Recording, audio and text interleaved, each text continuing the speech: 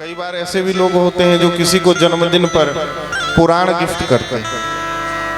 कोई 18 पुराण करते, कोई कुछ पुराण करते खरीद के, कोई गीता, कोई रामायण। ये बहुत अच्छी बात है। यदि आप किसी को प्रेरित कर सके पढ़ने के लिए तो ये तो बहुत अच्छी बात है, श्रेष्ठ बात है। और आप थोड़ा थोड़ा ही समय निकालें, आधे घंटे का ही समय निकालें, 15 मिनट का ही समय निकालें, परंतु प्रतिदिन कोई भी एक पुराण उठाकर उसे पूरा शुरू से आद्योपांत उसको पढ़िए। संस्कृत नहीं पढ़ सकते, हिंदी अर्थ पढ़िए। वो जब पूर्ण हो जाए तो दूसरा लेकर आइए, उसे पढ़िए।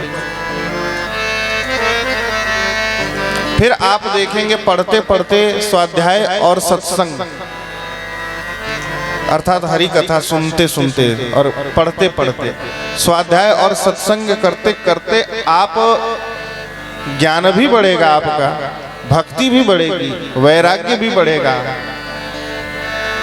और रुचि भी बढ़ेगी। फिर आपको आनंद आएगा। और ये सबके लिए है, ये नहीं कह रहे कि केवल पुरुष पढ़े।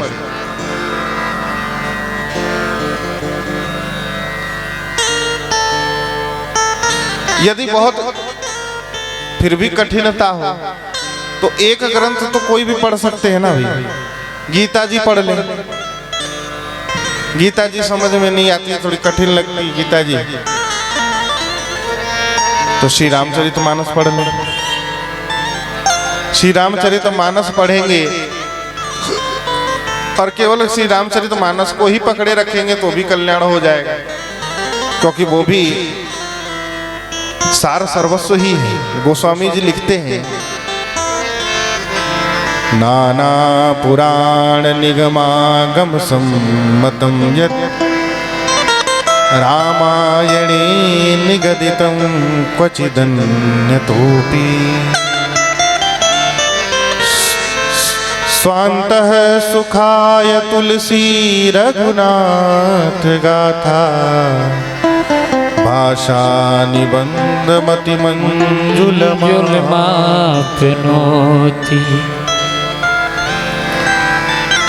वेद पुराण सबकी सबसे सार संग्रह करके गोस्वामी जी ने रामायण लिखी।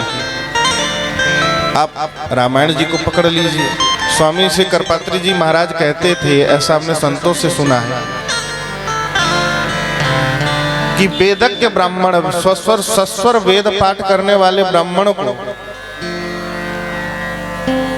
वेद पाठ करने पर जो पुण्य प्राप्त होता है वही पुण्य किसी भी व्यक्ति को, किसी भी ब्राह्मण, क्षत्रिय, वैश्य, चतुर्थ वर्ण, यहाँ तक चांडाल इत्यादि को भी वही फल श्री रामचरितमानस जी के पाठ करने से मिल जाता है, जो एक वेदज्ञ ब्राह्मण को सस्वर वेद पाठ करने का फल प्राप्त हो। तो आप श्री रामचरितमानस को पढ़िए, गीता जी को पकड़े रहिए, भागवत जी को पढ़िए। हमने महात्मा में निवेदन भी किया था कि कोई एक श्लोक भी पढ़े तो कितना पुण्य प्राप्त होता है।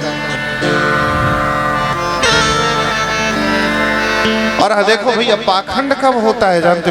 पाखंड तब फैलता है जब व्यक्ति अध्ययन से दूर हो जाता है। शास्त्रों से दूर होते ही पाखंड का प्रचार होना प्रारंभ होता है।